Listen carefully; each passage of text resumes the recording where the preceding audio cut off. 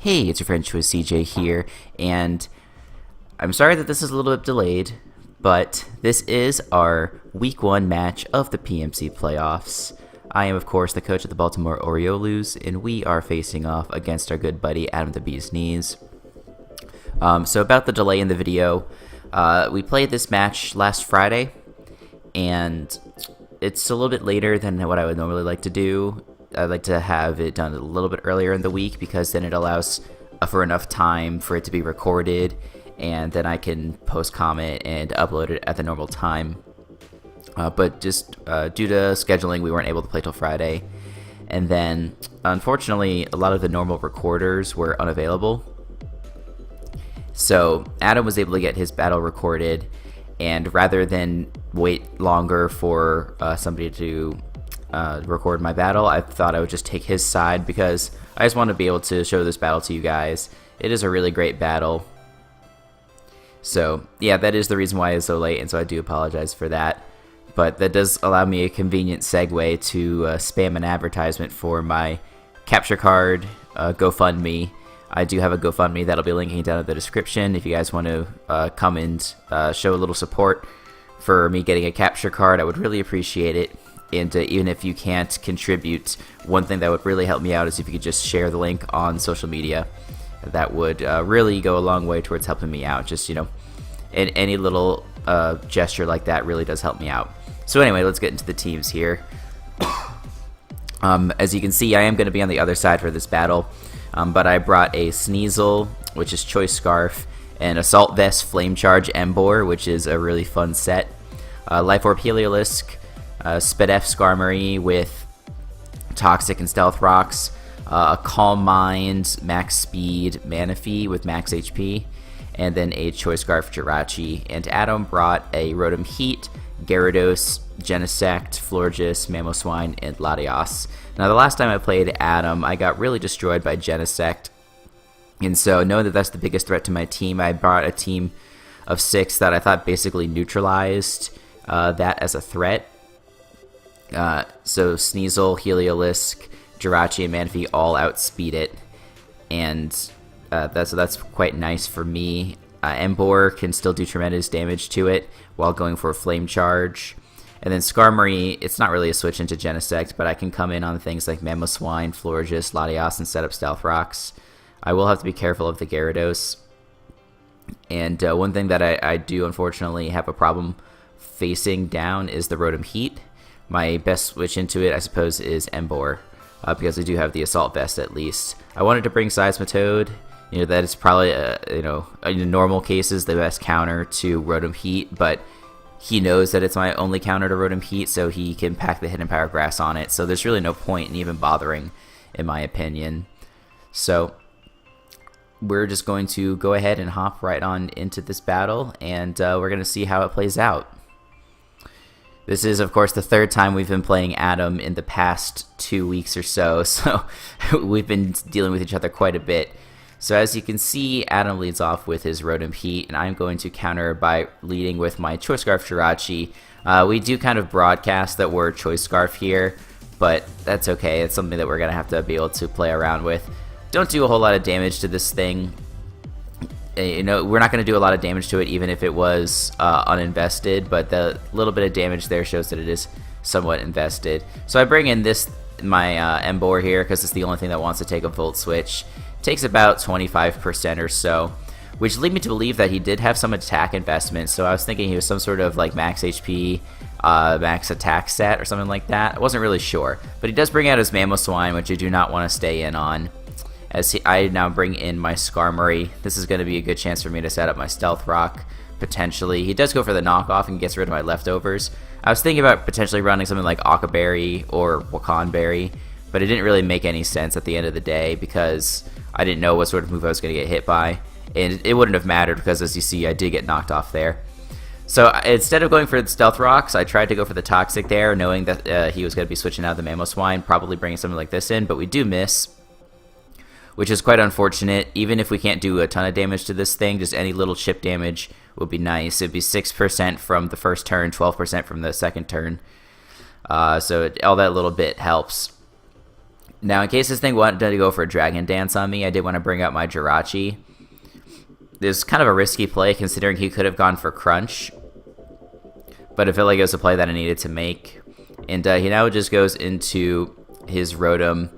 I do go ahead and U-turn on out. So this is a little bit nice. I do have an opportunity to get some switch initiative here. And this is going to be kind of the theme of the whole game, is just making these plays just to try and get the momentum. And the momentum is going to go back and forth quite a bit. We do bring in our Andre the Emboar. By the way, shoutouts to V for making him shiny this week. He kind of looks interesting. But it's all good. And so he does go for the Volt Switch, and I am going to be able to take that just the same. And he's going to bring in his Latias here. Because he doesn't know exactly what I'm going to go for, and he resists basically all the moves that I can do. I go for the Flame Charge here, because I didn't know exactly what I wanted to do. You know, I could have Flare Blitzed, or I could have gone for Superpower. But in case he went into something besides Latias, the Flame Charge was going to be really nice. I could have gone for the Sucker Punch against this thing, but it wasn't going to kill at the range of HP that it was at. And there's also the chance that he just goes for Roost or Substitute or something like that. So I make a safe switch into Jirachi, which can take any hit it wants to go for, even uninvested. Brings in his Rotom, very good switch in for the Jirachi, and I go for yet another U-turn. Now, yeah, as I mentioned, we're starting to get into a little bit of a rinse and repeat cycle here. So to try and dodge that, to avoid that rinse and repeat cycle, I go into the Heliolisk. And I do apologize for this little bit of lag here in the video. But he is going to switch on out of here, and I'm expecting something like the Latias to come in, so I make a play and I click Glare. Just because I know that, you know, he's most likely not going to stay in here because he knows that I can run Surf, right? So predicting the switch, I know that I can paralyze anything and then Volt Switch to maintain the initiative, even if he went into this Latias, which outspeeds me. So I do go ahead and do that. Volt Switch on out. I don't care what this thing is going to go for. I can bring in my Skarmory pretty much for free. He does go for the Hidden Power, which is a very good move. Now, because this thing is paralyzed, I'm actually faster than it, and this is going to allow me to go for my Stealth Rock as he brings in his Rotom Heat. The Stealth Rocks are going to be really important for wearing this thing down because I don't have a whole lot else to hit it, to be quite honest. And I could have roosted on that turn, but I knew he was probably going to bring in the Rotom. And while I could take one Volt Switch with my spread, I can't take an Overheat. So I figured it'd be more important to get up the rocks and then just let this thing go down. Even though it does, you know, it does well against several members of his team, but against this Rotom, against the Genesect, against the Gyarados, it doesn't do quite as well, so it's less important in my opinion. So now he goes just into the Genesect. Conveniently, there's no Pokemon on my side of the field, so he can't get any sort of download boost. But now I can go into the Jirachi. He's not going to want to deal with the threat of a Fire Punch, so he's going to switch on out into his Florges as I go for the U-turn. This Florges also is kind of a problem. I do have the Jirachi that can deal with it, but as long as he has the Rotom around, he has a very, very good switch into this thing. And also, you know, Genesect can take a U-turn and Iron Head without any real issue.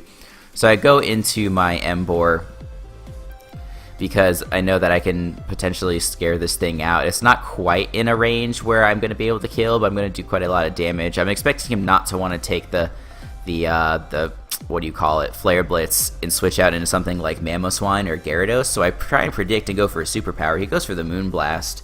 I'm not sure if I agree with this play, but you could also just say, you know, he made a good prediction, and that's really all that there is to it.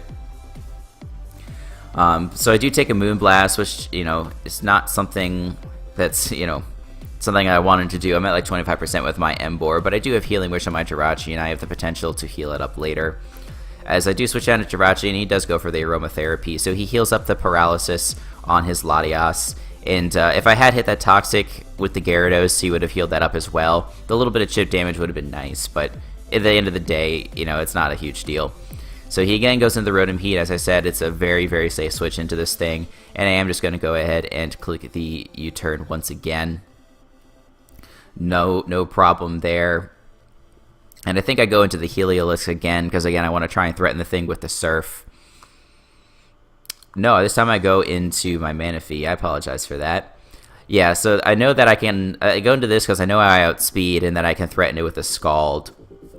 And he is going to go ahead and switch out. I think I just click the Scald here because it's either going to kill the Rotom or it's going to potentially hit something with a burn.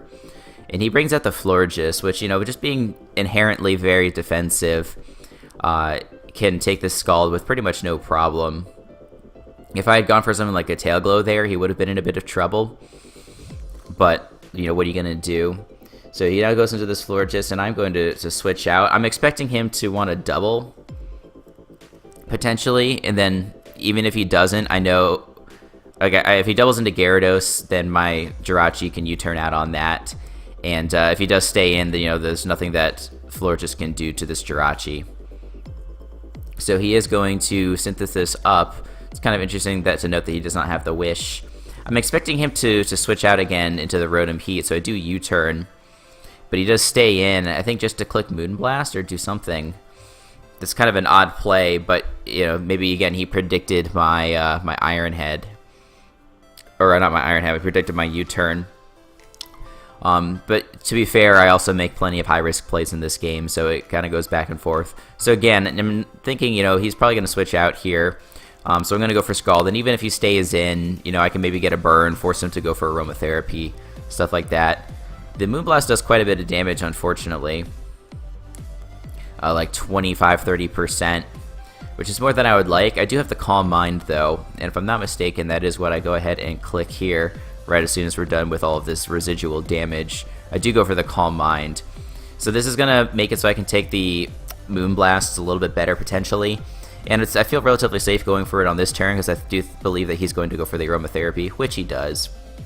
Now, since I am quite, showing myself to be a threat here, I think that the Gyarados switch-in is going to be a pretty good play from him. So I take this as an opportunity to double out into Jirachi, as you'll see here in just a moment.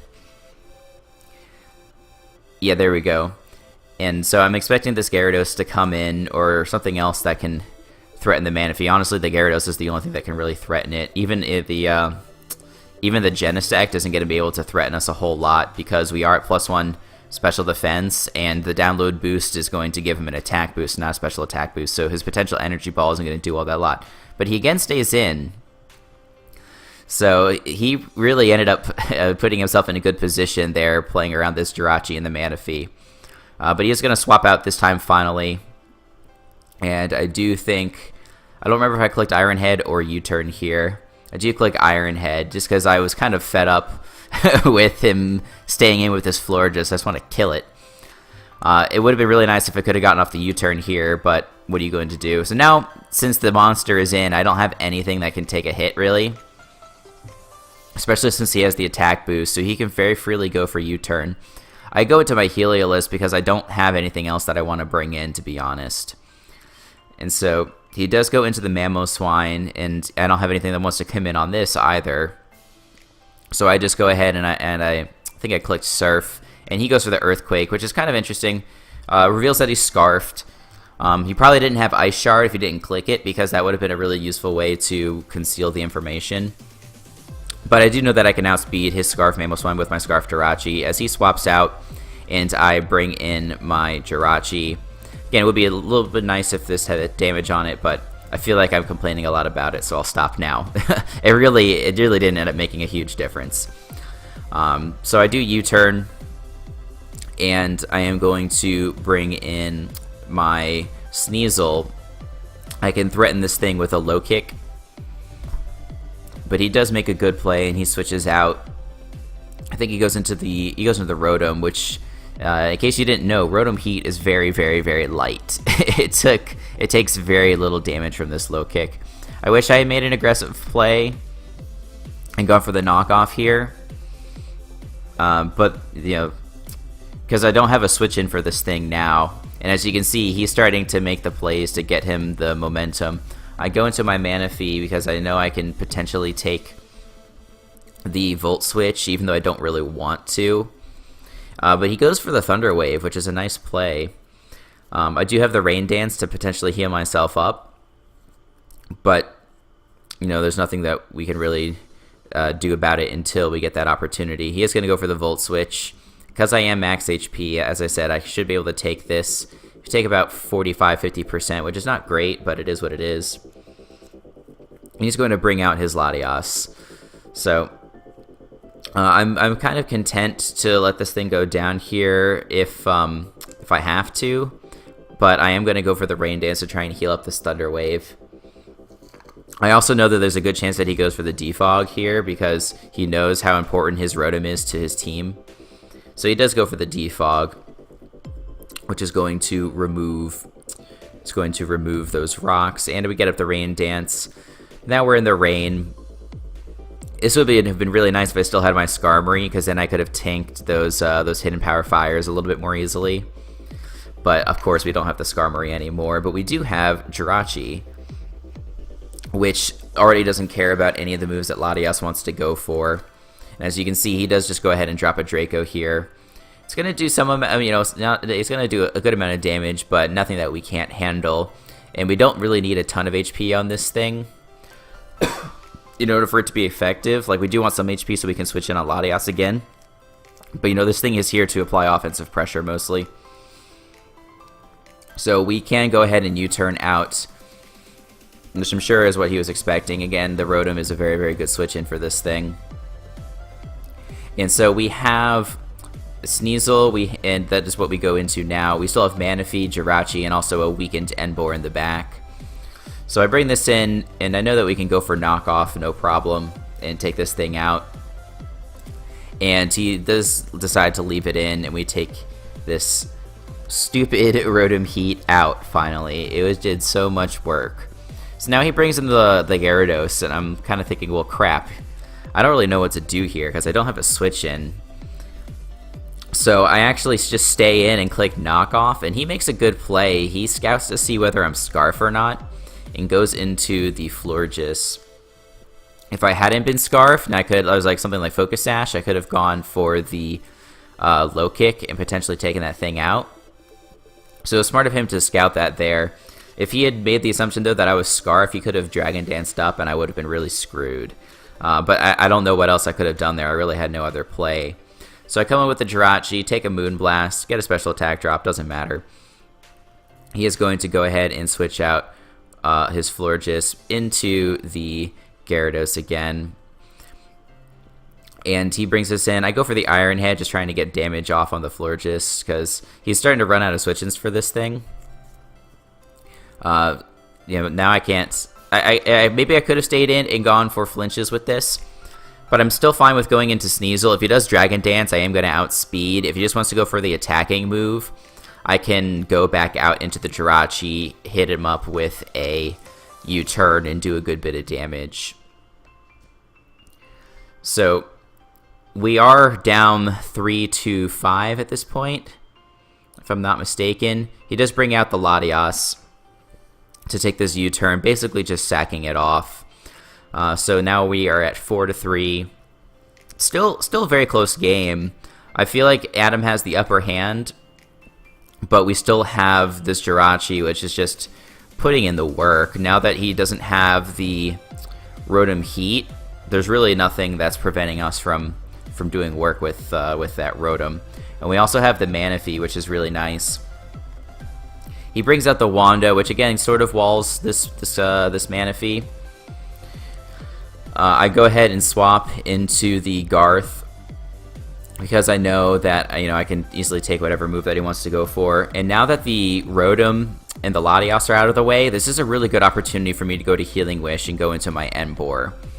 Because the Mamoswine dies to Super Power, the Genesect dies to any fire move that he wants to go for, or that I want to go for. The Florges is at a low enough point where it can die to a Flare Blitz. And I forget what the other Pokemon is. Gyarados also dies to a Super Power. So go into the Jirachi. The Emboar comes out, gets back up to full HP. And we are going to get ready to click Flame Charge here and get ready to do some work. And then, yeah, sorry, all the animations take a little bit of time. And as you can see, that's the timer. That was 40 turns, but the 40 turns took 60 minutes. And so, because of that, we get a 4-2 loss. Now, there are 100 different hypotheticals that you could go into here. I'm really just not going to bother because it doesn't matter. At the end of the day, Adam was able to pick up a victory. And, his team is really, really fantastic, and he played that battle really well. I could have maybe made some different plays down the stretch because, I knew that the timer was getting down, close to 0. For example, I could have stayed in with the Jirachi on the Gyarados and tried to flinch it down just to try and bring it back somehow, But I think even if I did that, it was too big of an uphill climb because I had only 3 Pokemon, and one of them was Emboar, which is pretty badly weakened. The Genesect was at like half health. The Mamoswine, I think, was at full health, or maybe it was at like 88% because it took 1 rock switch in. So, I'm not mad that we lost. The only thing that makes me disappointed is that we didn't get to see the end of the match, because those it had been a really tense game, really back and forth, lots of momentum.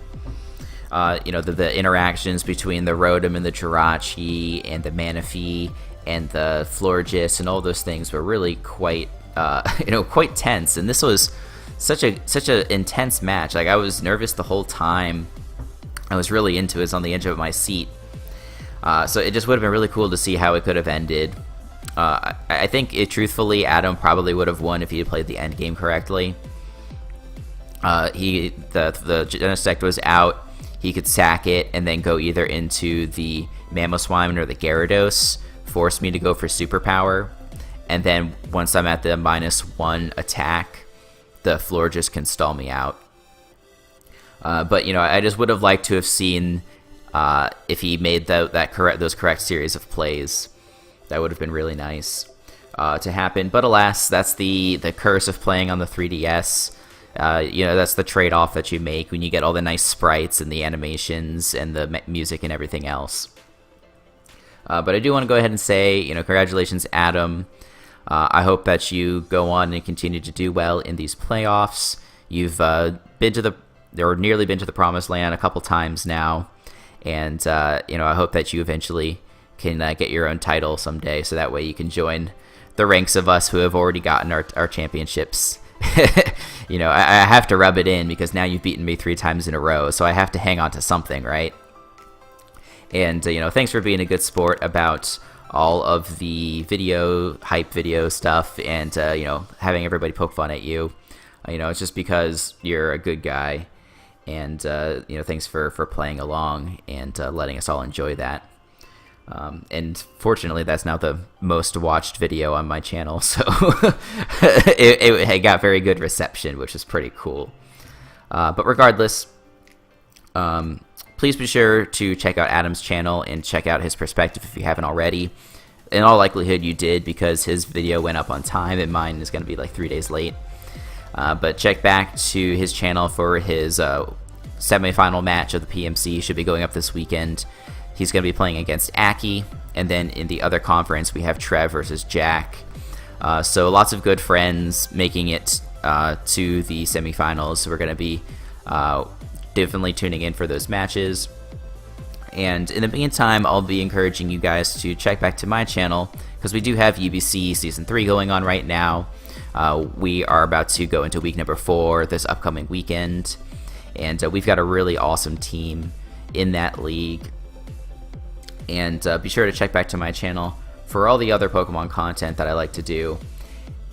So until the next time, I will catch you guys later.